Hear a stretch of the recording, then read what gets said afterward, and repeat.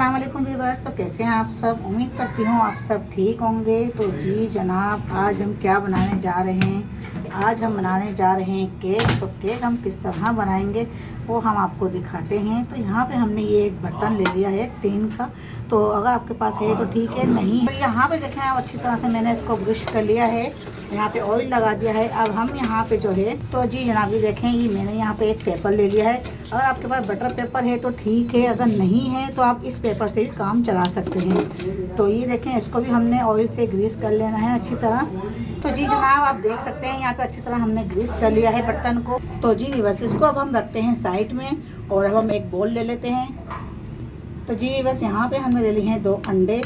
तो यहाँ पे हम दो अंडों को डालेंगे अच्छी तरह। हमने इसको फिर फेंटना है अच्छी तरह। फेंटने के बाद फिर आपने इसका मिक्सचर तैयार करना है। तो ये अंडे हम तोड़ के डाल चुके हैं।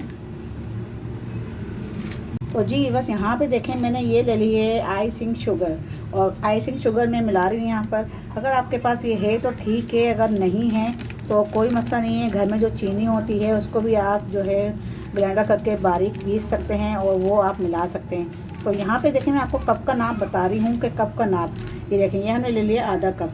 तो ये आधा कप चीनी हमने यहाँ पे शामिल कर ली है आइसिंग शुगर। इसको हम अच्छी तरह फेंट लेंगे अंडों के अंदर।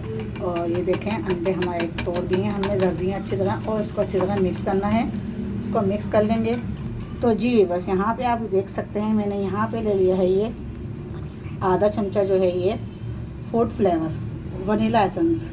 ये वनीला एसेंस हमने शामिल किया ताकि हमें अंडे की जो बदबू है, जो स्मेल है, वो ख़त्म हो जाए और इसमें अच्छी सी प्यारी सी एक केक की खुशबू आ जाए। तो इसको भी यहाँ पे अब हम अच्छी तरह फेंट लेंगे, अच्छी तरह इसको मिक्स कर लेंगे। चलो तो जी व्यूअर्स यहाँ पे आप देख सकते हैं अब मैं लूँगी इसी कप का नाप। ये मैं लूँगी आधे कप से कम। ये ऑयल मैं लूँगी आधे कप से कम। ये देखें इतना मैंने लिया है, ये आधा कप नहीं है। आधा कप जो है ना मेरा देखें ये यहाँ तक होगा और मैंने उससे थोड़ा नीचे ही लिया है। तो यहाँ पे हमने ऑयल शामिल कर दिया है। तो जी बस यहाँ पे आप देख सकते हैं ऑयल को, शुगर को और वनीला एसेंस को हमने अच्छी तरह अंडों में फेंट लिया है। अब यहाँ पे जो हम शामिल करने वाले हैं वो है मैदा। तो ये देखें 1 कप हमने मैदा लिया है। 1 कप हमने मैदा लिया है और 1 कप मैदे को हम अच्छी तरह इसको जो है छानेंगे इसमें, ताकि जो है इसमें जो भी वो है ख़राबी वो जो है नीचे बैठ जाए और उसकी निकल जाए। तो जी बस ये आप देख सकते हैं ये हमने ले लिया है आधा चमचा हमने ले लिया है बेकिंग पाउडर। बेकिंग पाउडर इसको हम अच्छी तरह इसमें शामिल कर देंगे ताकि ये भी जो है मिक्स हो जाए। इसको भी हम छान लेंगे अच्छी तरह। तो अब हम करेंगे मिक्सचर को अच्छी तरह मिक्स।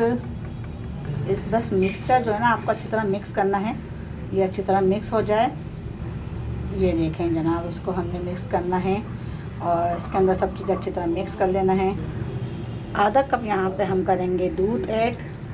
ये दूध हमने ऐड कर दिया और अच्छी तरह इस मिक्सचर को अब करेंगे मिक्स।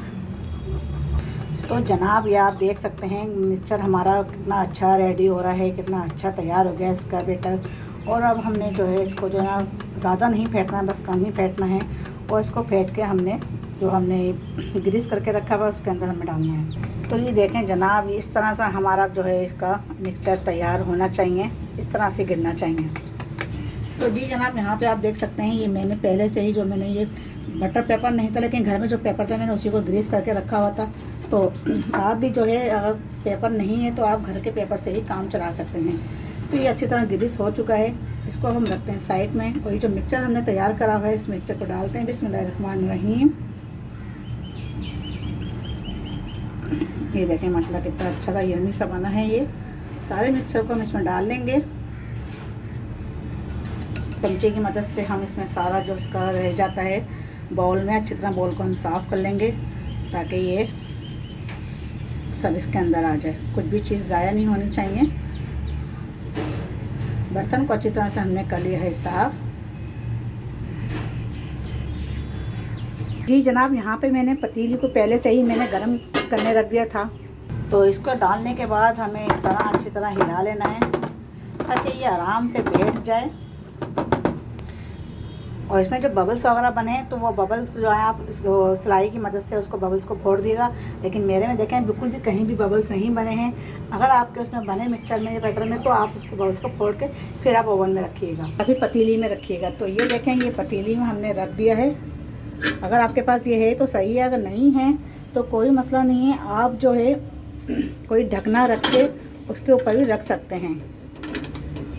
तो चलें जी, मैंने इसको कर लिया था बहुत गर्म पतीली को, तो इसको अब हम करते हैं बंद। मैंने पहले तेज़ आंच करके अच्छी तरह पतीली को गर्म कर लिया और जब गर्म हो गई तो अब मैं इसको जैसे ही मैंने रखा है, रखने के बाद अब मैं इसकी आंच करूंगी हल्की। 40 मिनट तक हमें इसको बेक करना है। 40 मिनट बाद फिर हम आपसे मिलते हैं। बस अब हम देखते हैं केक हमारा जो है कहाँ तक पहुँचा है, क्योंकि इसको हमें रखे हुए तकरीबन 40 मिनट हो चुके हैं।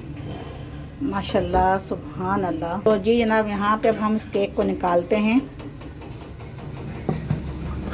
तो जी जनाब, यहाँ पे हम केक को जो है साइडों से, वैसे ही इसने साइडें छोड़ दी हैं, लेकिन फिर भी हम जो है चमचे की मदद से इसको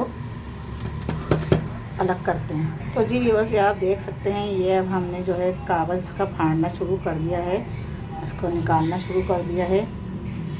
इसको अब हम करते हैं कटिंग। तो ये देखें आप माशाल्लाह।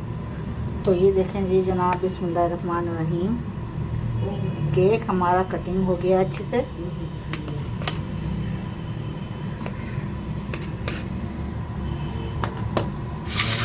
इसकी कटिंग माशाल्लाह हमने ऐसी करनी है कि ये देखें केक हम दिखाते हैं। तो जी जनाब, ये देखें माशाल्लाह से केक हमारा कितना अच्छा ज़बरदस्त सा स्पंज सा बना है। केक थोड़ा गर्म हो रहा है, तो ये देखें माशाल्लाह, ये देखें सॉफ्टनेस देखें इसकी। तो सॉफ्टनेस आप उसके देखें माशाल्लाह, ये देखें कितना अच्छा यम्मी सा केक बनके हो गया है तैयार। तो अगर आपको मेरी रेसिपी पसंद आई हो तो मुझे सब्सक्राइब करें, लाइक करें और शेयर करें। तो फिर मिलते हैं अगली रेसिपी के साथ, तब तक के लिए अल्लाह हाफ़िज़।